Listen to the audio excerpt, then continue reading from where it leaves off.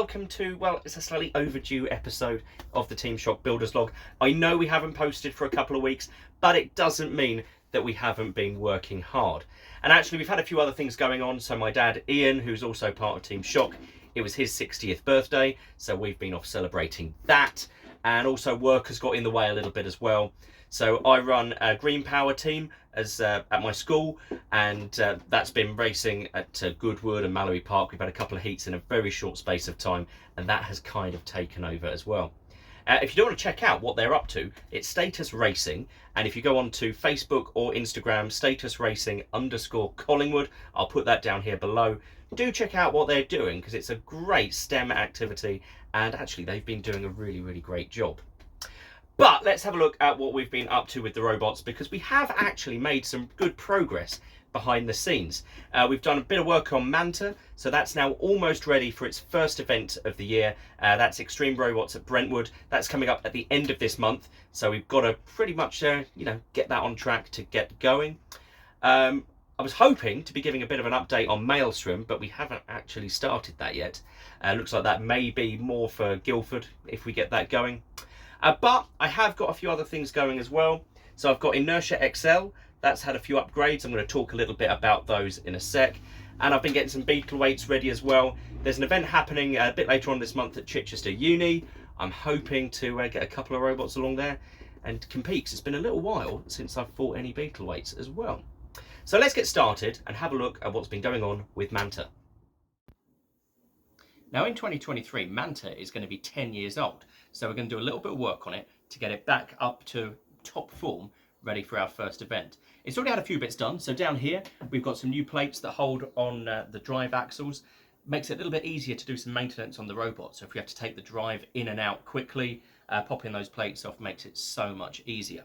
And we've also got a brand new flipper arm. Now we actually started this ahead of last year, when we were going to go back to having like a nose cone design like we had back when it won the UK Championship in 2017. But it didn't actually work out. By the time we fitted the nose cone, put the wheels on the floor, the front end was up off the ground and it would have been useless in the arena. So this flipper arm's been sitting here completely unused and untested. So the first thing we're going to do is add a new blade onto the end of the flipper arm that gets it nice and low right down on the arena floor. And then we're going to have a look at changing some of the side profile to see if we can make it a little bit more competitive against machines like Eruption and Iron Ore 6. So let's get started with the front flipper blade, and to do that we're going to need to cut some hardox.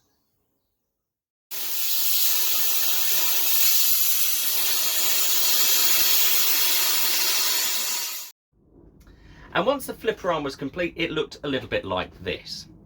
So what we've done is that we've actually built the blade out of 3 layers of 4mm hardox, and then on top of that we've been able to weld up with hard face and welding rods. Same stuff we've trialled on Aftershock's disc, and that seemed to work really well at the last event last year. So we're hoping this is going to create a really hard, really durable lip on the front of the flipper that's going to retain its really sharp ground edge. That's the plan, at least.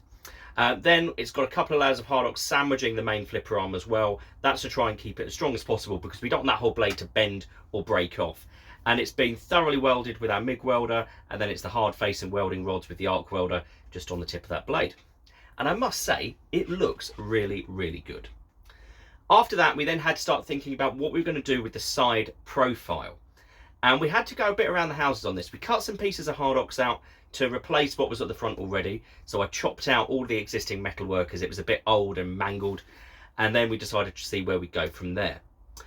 We eventually ended up at almost like the side profile we used to have on our original nose cone design.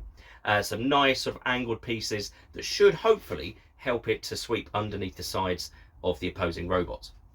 We have left the space there if we wanted to bolt on any sort of floating panels, a little bit like what they have on Eruption and Iron Ore, then we have that capability as well. But overall, I think it looks really good. So let's have a look at the finished chassis.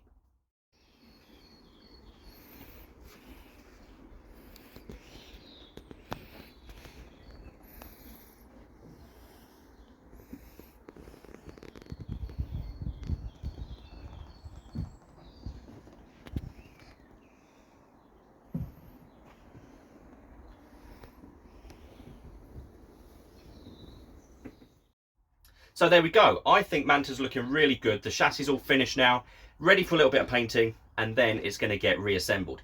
But I'm going to leave my dad to work on that one. In the meantime, I have been doing a little bit of work here to get a few robots ready for some events. So I've started off with beetle weights because we've got a couple of events coming up soon.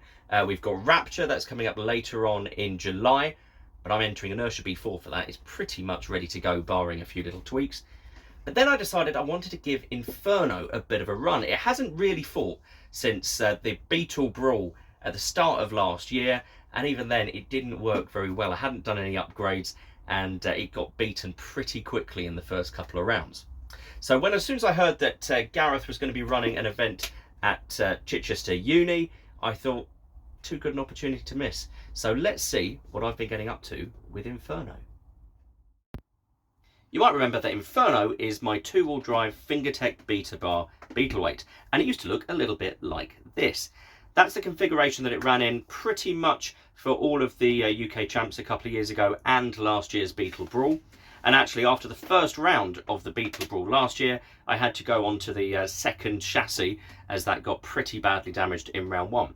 But since then, that's how it's been looking, and I decided if I'm going to run it this year, I wanted to make a few changes. Now, I've been learning how to use TPU on the 3D printer, and actually it's a really great material, so I thought I'll try and incorporate a little bit more of that to try and replace the wheel guards and go for something that looks a little bit nicer than what we had before. And what I've ended up with is this. Now, I'm really pleased with how this looks. It's gone for a little bit more form and function, I'm hoping, than the old wheel guards that we used to have on here. So what we've got now is a lot of TPU, which is that sort of really flexible elastic plastic that you can print on the 3D printer. So the idea is the spinners, they're going to hit this, and instead of ripping it off, they're going to dig in, allow it to flex, and hopefully it should protect the robot. So we've got 2 massive TPU pieces each side. These took a day to print each one. And then it's also got a TPU bumper at the back as well. And I'm trying the same idea as on Inertia with the little TPU forks as well. Although I'm not as happy with these as I want to be, so I am going to do another version of these to see if I can make it a little bit better. But other than that, the robot is exactly the same as it was before. The running gear inside hasn't changed at all. I've had a test of it, drives really nicely, spins up, and the best bit is it's actually lighter than it was before. This whole thing in its fully running setup is just over 1.4 kilos. So I've got nearly 100 grams to play with, so I might go back to some steel forks if I need to. Other than that, it's all ready to go for the first event, which will be the event at Chichester Uni, which should be in a couple of weeks' time. That should be our first event of the year, so we'll make sure to do a bit of an event report to see how this gets on. In the meantime though, there might be a little upgrade inside. Since I've got a bit of weight to spare, I might up it to 4S. It's only ever run on 3S LiPo. I have a 4S pack. I don't know. Everything seems to run quite nicely at the moment. I don't want to overstress it, but we'll see. So you never know. By the time you see this in action at the event, it may be even more powerful than it was before. So that's all the work that's been done on Inferno. I must admit, I'm really pleased with the way it's looking, and hopefully it will work as well as it looks. That's the plan anyway. Apart from that, I've also been doing some featherweight work as well. So behind me, we've got Inertia XL. Let's have a little look at what I've been doing to that. And here we go. So this is where Inertia XL is at the moment. So before, we were running the standard Inertia disc that it did become famous for back, it was about 10 years ago now, when it first ran this disc, and it caused a lot of mayhem. I've actually got 3 of these discs now that I can swap out, and they've got some nice aluminium machined hubs on there, so thanks to Nat for those from Team SC. Some lovely machining work on there. But then we've got the new weapon fitted as well. Now this came from Sam Price, from the team that built Get Shrek'd. It's a lovely blade, and it just so happens to fit the same mounting holes as the other blades as well, so it is a direct swap between all of those. This one would be great if I end up fighting any horizontal spinners, which could happen. It's a little bit chunkier, a little bit beefier, and as you can see, it spins up beautifully. I'll get a little spin up video for you in a minute. Other than that, the robot's had a few little tweaks. I've beefed up the mounting points for the drive motors. At the last event it ran at, which was I think Extreme Robots at Colchester last year, I ended up ripping out the bolts that held the motors in, so I've replaced those, and I've put some aluminium plates in there, so that should hopefully keep the motors in. I've also replaced the drive speed controllers as well. The ones that were in there before were the original Bristol Bot Builders featherweight ones. They were a little bit experimental, and one of those burnt out when one of the motors shorted its wires together.